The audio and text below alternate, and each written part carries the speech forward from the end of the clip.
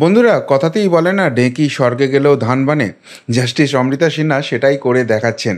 আপনারা জানেন যে এই যে সামার ভ্যাকেশন গেল কলকাতা হাইকোর্টের, তারপরে একটা রিসাপলিং হয়েছে। বিভিন্ন যে বিচারপতি রয়েছেন তাদের যে বিচার্য বিষয় সেটা পরিবর্তন করেছেন প্রধান বিচারপতি, এবং জাস্টিস সিনহার হাতে এসেছে পুলিশের অতি সক্রিয়তা বা নিষ্ক্রিয়তা। অর্থাৎ যেটা এই বঙ্গ পুলিশের ক্ষেত্রে মমতা পুলিশ যেটা বিরোধীরা বলে থাকেন তাদের বিরুদ্ধে সবথেকে বড় অভিযোগ, সেটা হচ্ছে যে বিরোধীদের বিরুদ্ধে যখন অভিযোগ হয় বা অভিযোগ তৈরি করা হয় তখন সেখানে তারা অতি সক্রিয়, আর শাসক দলের বিরুদ্ধে যখন অভিযোগ আসে তখন তাদের টেবিলের তলায় লুকোতে হয়, প্যান্টুল ভিজে যায়। তো সেই বিচার্য বিষয়টা, সেই বিষয়ের মামলাগুলো দেখছেন জাস্টিস অমৃতা সিনহা। আর এই মামলায় যে মমতা প্রশাসনকে, মমতা পুলিশকে, যাদেরকে চটি চাটা দলদাস পুলিশ বলে বিরোধী দলের নেতারা বলে থাকেন, তাদেরকে যে নাকানি চোবানি খেতে হবে এবং পুলিশের সমস্ত হাল হকিকত সবার সামনে চলে আসবে, এইটা হাড়ে হাড়ে টের পেয়েছিল মমতা প্রশাসন। সেই জন্য এই জাস্টিস সিনহার হাত থেকে এই সমস্ত মামলা সরিয়ে নেওয়ার জন্য আবার একটা মামলা হয়েছিল, যে মামলা একদম ফুৎকারে উড়িয়ে দিয়েছেন প্রধান বিচারপতি। আর এবার হাড়ে হাড়ে টের পাওয়াচ্ছেন জাস্টিস সিনহা যে পুলিশের উর্দিটা গায়ে আছে মানেই যা খুশি তাই করা যায় না। কোথাও দলদাস হয়ে থাকবে আর কোথাও গিয়ে গুন্ডা বদমাস ডনের মতো ব্যবহার করবে রাজ্যের পুলিশ, এই জিনিস চলতে পারে না। আর তাই আজকে কলকাতা আদালতে দুটি বিষয়ে দুটি মামলা তিনি আজকে রায় দিলেন, তার পর্যবেক্ষণ জানালেন, এবং তাতে কার্যত কাঁপুনি ধরে গেছে নবান্ন প্রশাসনে। কি ঘটনা ঘটেছে তার পুরোটা ব্যাখ্যা করব, শেষ অবধি শুনুন এই প্রতিবেদন। নমস্কার, প্রিয়বন্ধু মিডিয়ায় আপনাদের স্বাগত, এবং আপনারা দেখছেন প্রিয়বন্ধু বাংলা, সত্যের সন্ধানে সর্বদা আমি শুদ্ধশীল। বন্ধুরা, আজকে দুটো মামলা ছিল, দুটো মামলাতেই কার্যত ছেঁচে দিয়েছেন মমতা পুলিশকে আজকে জাস্টিস অমৃতা সিনহা। প্রথম যে মামলাটা ছিল সেটা প্রথমে বলি। আপনারা জানেন যে রাজভবনে যেতে চেয়েছিলেন শুভেন্দু অধিকারী, মাননীয় বিরোধী দলনেতা, কেননা ভোট পরবর্তী হিংসা তুমুলভাবে চলছে এই রাজ্যে, এবং বহু বিজেপি কর্মী, সমর্থক, এমনকি সাধারণ মানুষ যারা বিরোধী মনোভাবাপন্ন, যারা চান এই মমতা সরকারকে উৎখাত করতে, তাদের উপর চূড়ান্ত রকমের আক্রমণ হচ্ছে। কারোর হাত ভেঙে দেওয়া হচ্ছে, মাথা ফাটিয়ে দেওয়া হচ্ছে, কারোর শ্লীলতাহানি হচ্ছে, কারোর বাড়ি পুড়িয়ে দেওয়া হচ্ছে, কারোর দোকান ভাঙচুর করা হচ্ছে, যা খুশি তাই করে চলেছে তৃণমূলী গুন্ডারা বলে অভিযোগ উঠছে। এবার সেই সবের পরিপ্রেক্ষিতে এই যারা এই ভোট পরবর্তী হিংসায় এই নির্যাতিত হয়েছেন তাদেরকে নিয়ে রাজভবনে যেতে চেয়েছিলেন বিরোধী দলনেতা শুভেন্দু অধিকারী, এবং সেটার জন্য রাজভবন থেকে তিনি পারমিশন সমস্ত কিছু নিয়ে নিয়েছিলেন। কিন্তু সেখানে নিয়ে গেলে রাজভবন থেকে সেই রিপোর্টটা কেন্দ্রীয় স্বরাষ্ট্র মন্ত্রকে যাবে, এবং নবান্ন প্রশাসনকে এবার নাকে দড়ি দিয়ে ঘোরানো শুরু করবে কেন্দ্রীয় স্বরাষ্ট্র মন্ত্রক। এটা বুঝেই কি কলকাতা পুলিশ, রাজ্য পুলিশ, তারা মরিয়া হয়ে আটকানোর চেষ্টা করে শুভেন্দু অধিকারীকে। লিখিত পারমিশন রয়েছে, রাজভবন পারমিশন দিয়ে দিয়েছে, তা সত্ত্বেও তাদেরকে আটকানো হচ্ছে। এবার এই নিয়ে কলকাতা হাইকোর্টে মামলা করা হয়, শুভেন্দু অধিকারীর তরফ থেকে মামলা করেছেন, এবং সেখানে যেটা বলা হয়েছিল যে রাজভবনের সামনে তিনি ধর্ণা দিতে চান। কেন ধর্ণা দিতে চান? রাজভবনের সামনে তো 144 ধারা রয়েছে, সেখানে তো যেতে দেওয়া যাবে না। তখন শুভেন্দু অধিকারী যেটা যুক্তি ছিল যে এখানে যখন তৃণমূল কংগ্রেসের ওই আঞ্চলিক দল হওয়া সত্ত্বেও সর্বভারতীয় পদে যে নেতাকে বসিয়ে রাখা হয়েছে, সেই অভিষেক বন্দ্যোপাধ্যায় যদি এখানে এসে ধর্ণা দিতে পারেন এবং কলকাতা পুলিশ দাঁড়িয়ে থেকে সেই মঞ্চ বেঁধে দিতে পারে, তাহলে কেন তাকে অনুমতি দেওয়া হবে না? তো প্রথমেই সেই জায়গাটায় অবজেকশন জানিয়েছেন জাস্টিস অমৃতা সিনহা। তিনি স্পষ্টভাবে বলেছিলেন যে না, একটা অন্যায় হয়েছে মানে সেই অন্যায়টাকে রেফারেন্স করে আর একটা অন্যায় আদালত করতে দিতে পারে, এটা হতে পারে না। আপনি বিকল্প জায়গার কথা বলুন, এবং সেই নিয়েই মামলাটা চলছে। আজকে সেই মামলার একটা শুনানি ছিল, এবং বলতে পারেন যে আজকে ফাইনাল শুনানি ছিল। এরপরে নেক্সট যেদিনকে হবে সেদিনকে শুধুমাত্র রায়দান আছে। সেখানে আজকে জাস্টিস সিনহার, আমি কোট আনকোট একটা একটা পড়ছি, তার যে পর্যবেক্ষণ রয়েছে, তিনি বলছেন যে এই মামলায় এমন নির্দেশ দিতে হবে যাতে ভবিষ্যতে এই আবেদন নিয়ে আর কেউ না আদালতের কাছে আসে। অর্থাৎ এই যে ছ্যাঁচড়ামিটা কলকাতা পুলিশ, রাজ্য পুলিশ শুরু করেছে, এই ছ্যাঁচড়ামিটাকে এমন জায়গায় বন্ধ করতে হবে, এই পুলিশকে এমন কড়া সবক শেখাতে হবে যাতে করে এই ধরনের ঘটনা তারা না ঘটায় আগামী দিনে, এবং সেই অন্যায়টাকে রেফারেন্স করে কেউ আদালতে আরেকটা অন্যায় করার আবেদন নিয়ে আসতে না পারে।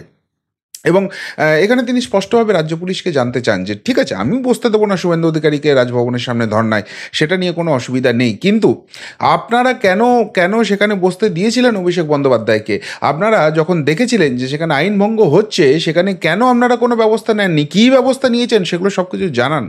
রাজ্য পুলিশের মুখে কুলুপ, বলবে কি করে? বেসিক্যালি তো চাকর মালিকের সম্পর্ক হয়ে গেছে বলে বিরোধীরা যে অভিযোগটা করে সেটাই তো স্পষ্ট হয়ে যাচ্ছে। এবার যেটা শুভেন্দু অধিকারীর কাছ থেকে একটা বিকল্প জায়গার কথা বলা হয়েছিল যে রাজভবনের সামনে আপনাকে ধর্নায় বসতে দেওয়া যাবে না, সেখানে 144 ধারা রয়েছে, আপনি বিকল্প একটা জায়গার কথা বলুন। তো তখন যেটা শুভেন্দু অধিকারীর আইনজীবী জানান যে তিনি ডিজি অফিসের সামনে ধর্না দিতে চান, সেটা ভবানী ভবন হতে পারে, সেটা নবান্ন হতে পারে, যে কোনো জায়গায় দেওয়া হোক, কিন্তু তারা সেইখানে গিয়ে ধর্নাটায় বসতে চান।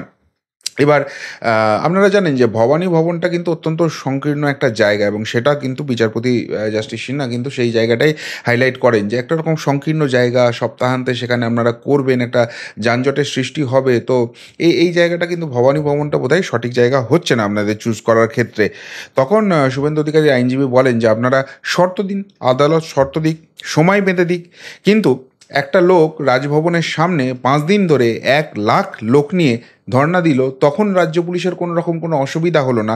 আর আমাদের ধর্নায় কি কেউ অস্ত্র লাঠি নিয়ে আসবে যে সেটা নিয়ে প্রবলেম হচ্ছে?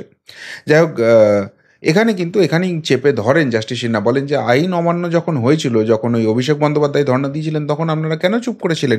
কেন কেন আপনারা ওখানে কোনো ব্যবস্থা নেননি? এবার এখানে এইসব করতে গিয়ে আবার তৃণমূল কংগ্রেসের একটা যে ভণ্ডামি, একটা মানুষকে যে ভুল বোঝানো, সেটা আবার ধরা পড়ে গেছে। কীরকম? এখানে আজকে জাস্টিস সিনহা জিজ্ঞেস করেন যে এই যে 144 ধারা রাজভবনের সামনে আপনারা বলছেন, সেই 144 ধারার বাইরে কোন জায়গাটা রয়েছে? কতটা অবধি 144 ধারা রয়েছে?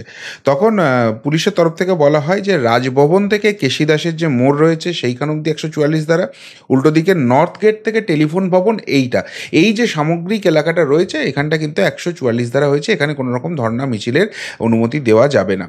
এইবার মজার ব্যাপার হচ্ছে, এতদিন তৃণমূল কংগ্রেসকে যখন জিজ্ঞেস করা হচ্ছিল যে আপনারা আজকে শুভেন্দু অধিকারীকে আটকাচ্ছেন, বেশ ভালো কথা, আপনাদের নেতা অভিষেক বন্দ্যোপাধ্যায় কেন নিয়ম ভেঙে সেখানে ওইভাবে সভা করেছিলেন, ধর্ণা করেছিলেন, তখন কোথায় ছিল আপনাদের বিবেক? আপনারা তো সব পায়ের তলায় গিয়ে বসেছিলেন চাকর বাকরের মতো।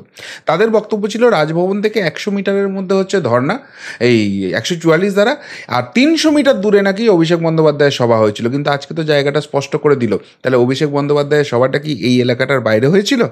প্রশ্নটা কিন্তু সেইখানে উঠে গেল। অর্থাৎ তৃণমূল কংগ্রেস যে ভণ্ডামি করছে, এখানে রাজ্য পুলিশ তৃণমূল কংগ্রেসের চামচা হিসেবে কাজ করছে, এটা আজকে আদালতে এস্টাবলিশ হয়ে গেল, এবং সেই জায়গাটার পরিপ্রেক্ষিতে আগামী দিনে কিন্তু অত্যন্ত কড়া রায় আসতে চলেছে। আজকের পর্যবেক্ষণে সেইটা স্পষ্ট হয়ে গেল।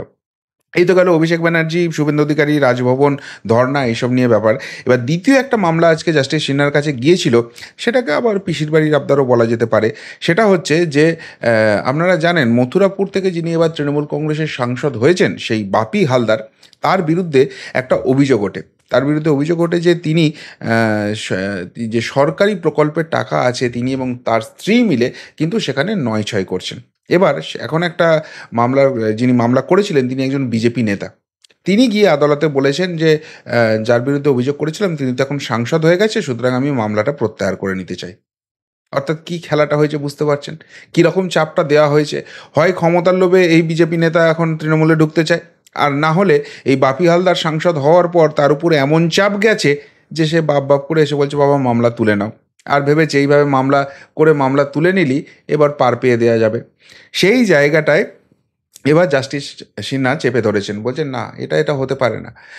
এবং যে অবজারভেশনটা আমাদের, সেই অবজারভেশনটা স্বয়ং বিচারপতিই দিয়েছেন। তিনি বলছেন যে এখন যেহেতু তিনি সাংসদ হয়ে গেছেন, সুতরাং মামলাকারী তার দিকে ক্ষমতার লোভে যেতে পারে, আবার তার উপর মানে বিভৎস রকমের ভয় দেখানো হতে পারে।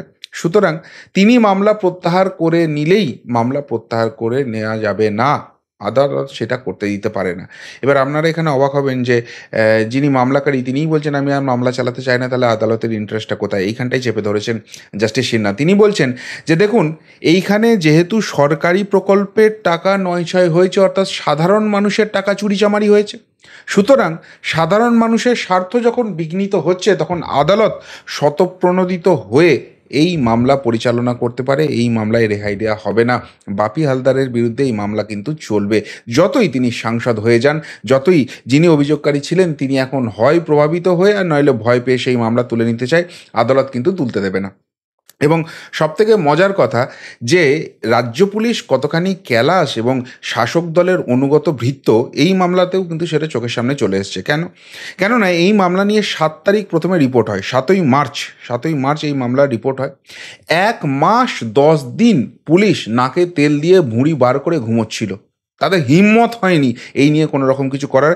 ১ মাস ১০ দিন বাদে এর এফআইআর হয় এবং ঘটনার এতখানি অভিঘাত ছিল যে, মথুরাফাদ থানার যিনি ওসি ছিলেন তাকে কিন্তু শো কজ করা হয়। এবং এখানে যেটা বলেছেন জাস্টিস সিনহা আজকে সেটা হচ্ছে যে আ এই মামলায় একে তো খারিজ করা হবেই না, উল্টে পুলিশ কি প্রসিড করেছে সেই রিপোর্ট কিন্তু আদালতে এবার জমা দিতে হবে। এই মামলার পরবর্তী শুনানির দিন ঠিক হয়েছে ৯ জুলাই। সেদিনকে কিন্তু পুলিশকে ডিটেইল কেস রিপোর্ট দিতে হবে যে তারা এখন অবধি কি প্রসিড করেছে। আবার অন্যদিকে একটা মজার ব্যাপার হয়েছে, এই মামলাতেই যিনি অভিযুক্ত বাপি হালদার তিনি বলছেন যে তিনি এখানে নাকি পার্টি হতে চান, তিনিও এই মামলার পার্টি হবেন। সেটাও ফুৎকারে উড়িয়ে দিয়েছেন জাস্টিস সিনহা। তিনি বলেছেন যে আপনি অভিযুক্ত, আপনার যদি কিছু বলার থাকে পুলিশ আপনাকে ডাকবে, পুলিশ জেরা করবে, সেই জেরায় আপনি উত্তর দেবেন, পুলিশকে আপনি বলবেন। এই মামলায় আপনার পার্টি হওয়া হবে না, বাকিটা বিচার করে দেখবে আদালত। অর্থাৎ এই যে রাজ্য পুলিশ, পশ্চিমবঙ্গ পুলিশ, এই যে সংস্থাগুলো রয়েছে এখানে কিন্তু অকর্মণ্য অপদার্থ অফিসার নেই। বেশিরভাগ অফিসারই ভালো, বেশিরভাগই পুলিশ কর্মচারী ভালো, কিন্তু প্রবলেমটা হচ্ছে তাদেরকে দলদাস অনুগত ভৃত্য করে রেখে দেওয়া হয়েছে, তাদেরকে কাজ করতে দেওয়া হয় না, তারা তৃণমূলের ক্যাডার হিসেবে কাজ করতে বাধ্য হয়। সুতরাং বিরোধী কথা যারা বলছে, যাও তাদের কোমরে গিয়ে দড়ি পরিয়ে আনো, তাদের ফলস কেস দাও, তাদের গাঁজা কেস দাও, তার ব্যাঙ্ক অ্যাকাউন্ট ফ্রিজ করে দাও, যা খুশি তাই তাদের বিরুদ্ধে করুক, এবং সেই রিপোর্ট নাকি নেতাকে দিতে হবে। আর আর যদি কখনো শাসক দলের নেতার বিরুদ্ধে অভিযোগ হয় তাহলে চোখ বুজে চুপ করে বসে থাকো। প্রথমত তো অভিযোগ নেবেই না, এফআইআর জিডি কিচ্ছু করবে না, যদি করেও ফেলো ভুল করে কোনো অ্যাকশান করতে পারবে না। এই যে অভিযোগটা বিরোধীরা করে সেইটা কিন্তু আদালতে ক্রমশ এস্টাবলিশ হয়ে যাচ্ছে, এবং তার পিছনে জাস্টিস অমৃতা সিনহা। আর তাই জাস্টিস সিনহার ওই কথাটা সব থেকে বেশি ইম্পর্ট্যান্ট হচ্ছে যে এমন নির্দেশ দিতে হবে যাতে ভবিষ্যতে এই নিয়ে আর কেউ আবেদন করতে না পারে। অর্থাৎ শুভেন্দু অধিকারী বিরোধী দলনেতা, তিনি যেরকম এই রাজ্যের বিরোধী মনোভাবাপন্ন মানুষকে একটা একটা একটা ভরসার জায়গা দিচ্ছেন, বারবার আদালতের দরজায় কড়া নেড়ে এই রাজ্য প্রশাসনের কাপড়টি কার্যত খুলে নিচ্ছেন, তাদের অন্যায়গুলো সবার সামনে নিয়ে আসছেন।